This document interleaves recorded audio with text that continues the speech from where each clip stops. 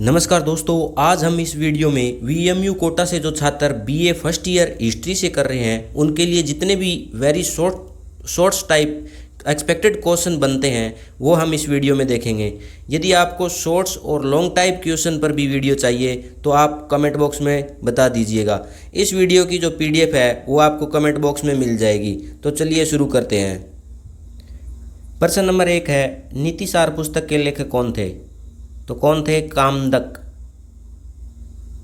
यह ग्रंथ राजनीति, कूटनीति, शासन और राज्य संचालन से संबंधित महत्वपूर्ण प्राचीन भारतीय ग्रंथ माना जाता है। नंबर 2 प्रश्न क्या है, पतंजलि कौन थे? तो पतंजलि प्राचीन भारत के प्रसिद्ध विद्वान थे। उन्हें महाभाष्य का रचयिता तथा योग सूत्र से संबंधित महान दार्शनिक माना जाता है। प्रश्न नंबर 3 क्या है, वेदांग क्या है? तो वेदांग वे 6 सहायक शास्त्र है जो वेदों को समझने और उनका सही अध्ययन करने में सहायता करते हैं। इनके नाम शिक्षा, कल्प, व्याकरण, निरुक्त, छंद और ज्योतिष है। ये सीधे वन लाइनर प्रश्न है जो 20 से 30 वर्ड में आपको देने होते हैं।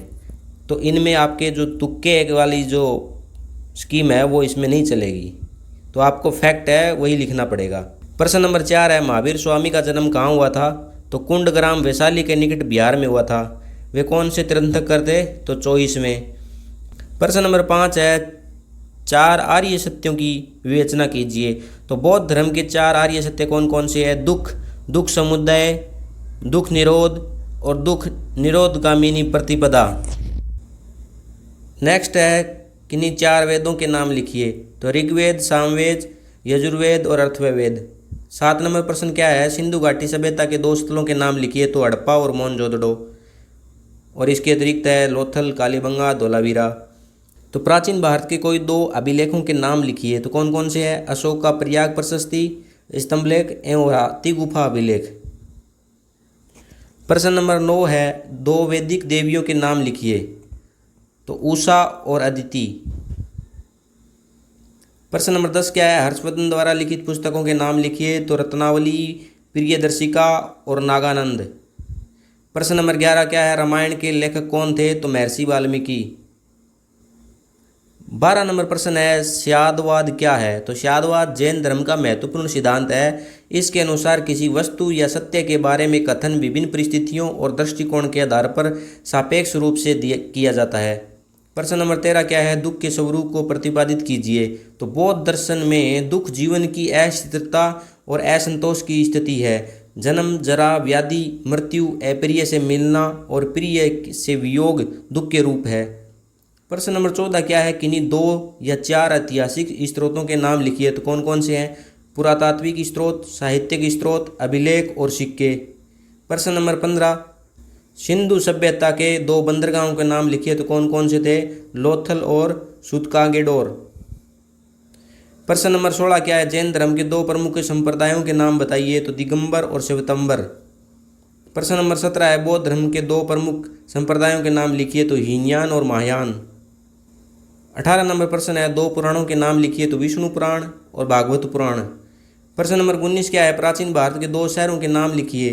तो कौन कौन से थे? पाटलिपुत्र और वाराणसी। प्रश्न नंबर 20 क्या है, त्रिरत्न क्या है?